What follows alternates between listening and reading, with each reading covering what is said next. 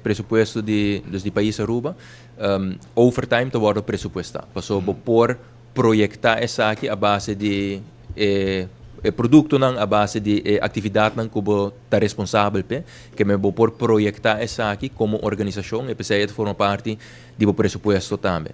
É importante sim que essa aqui te bora manejar de maneira correta para nos evitar que vai surpassar o qual a bordo presupuestado.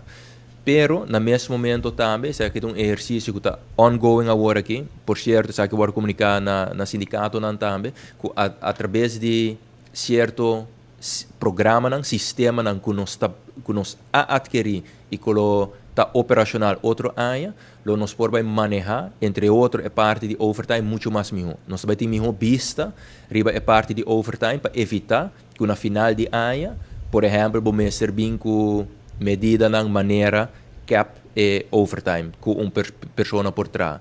Pero obviamente nós estamos aqui parte de finanças só, pero o tratamento excessivo de overtime tem impacto também riba o personal mesmo que está fazendo isso aqui. E tem personal também que simplesmente não quer trabalhar overtime, pero dor que tem personeelstekort, falta de personal, dan hij is obrigado também de trazer isso aqui, apesar que não quer. Que ben, me quer não somente para parte financeira, não somente servir com solução duradoura para a parte de overtime, mas também para personal mesmo, para sobre o impacto riba na vida personal, o impacto que tem riba na família também é muito grande. Que ben aspecto não que nós mesmos temos em conta com ele.